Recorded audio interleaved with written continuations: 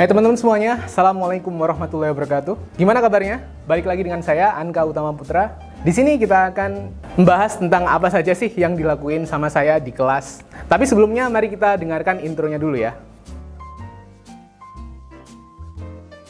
Sebelumnya saya ingin menjelaskan dua hal yang penting terlebih dahulu, yaitu adalah KSE dan pembelajaran terdiferensiasi.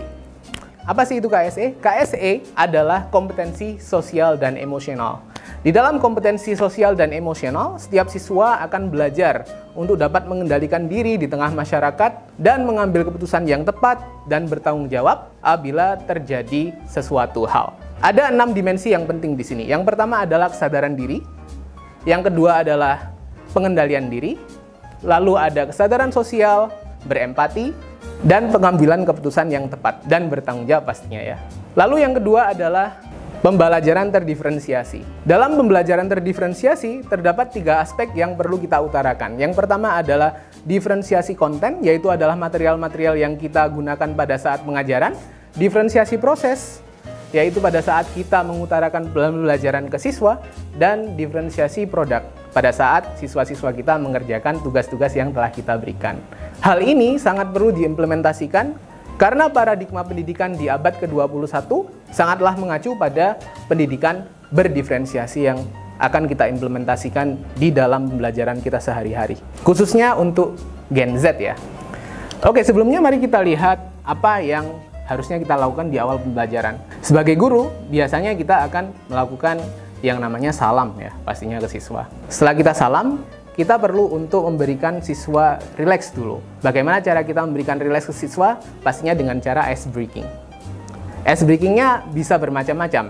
Kalau misalnya biasanya saya akan memberikan ice breaking seperti si Amang berkata. Si Amang berkata, tepuk pundak kalian. Si Amang berkata, sentuh dagu kalian. Ya, seperti itulah.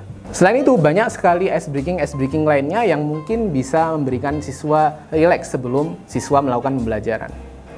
Setelah itu kita bisa melanjutkan pembelajaran dengan berdoa terlebih dahulu. Di sini sesuai dengan profil pelajar Pancasila yang pertama, yaitu beriman dan bertakwa kepada Tuhan Yang Maha Esa dan berakhlak mulia.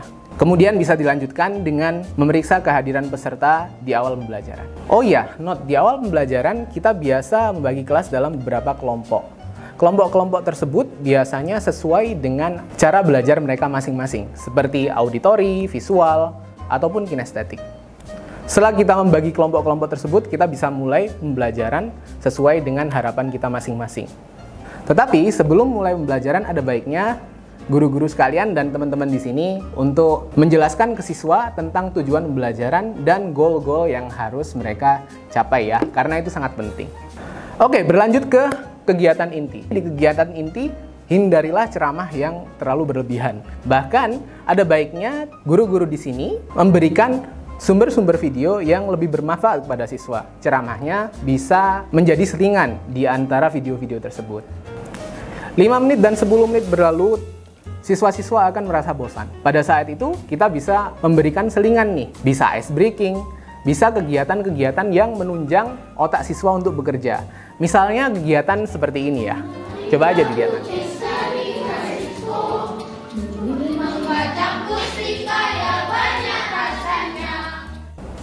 Kegiatan-kegiatan fun seperti ini juga bisa mengembangkan KSE siswa, terutama di dimensi kesadaran diri, pengendalian diri, dan kesadaran berelasi ya pastinya.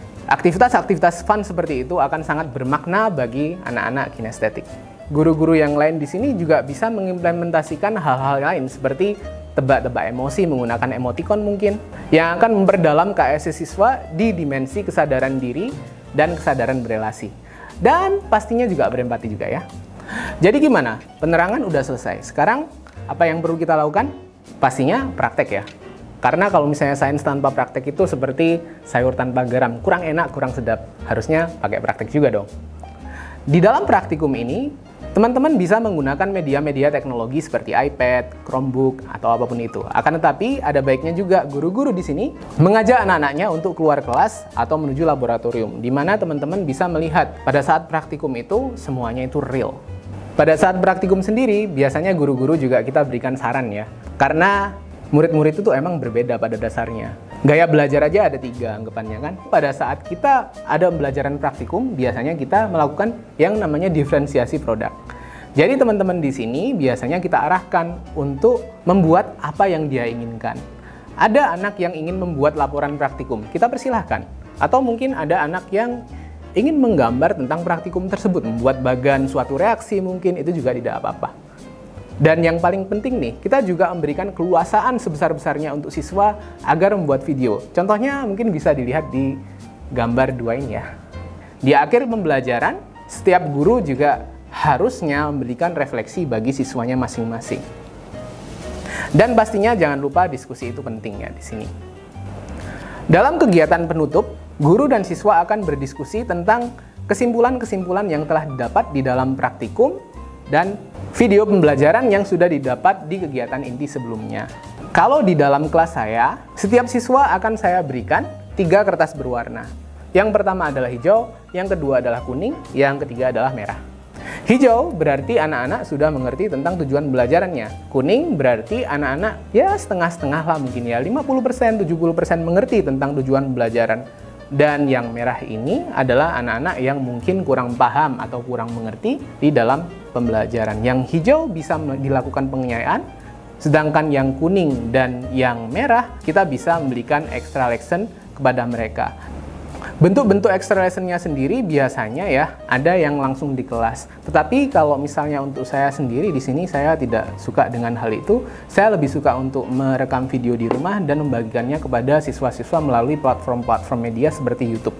Ya, mungkin itu aja untuk rangkuman pembelajaran saya selama ini semester 1 di Fatih Bilingual School. Like apabila teman-teman suka dengan video ini dan sampai jumpa di video-video selanjutnya.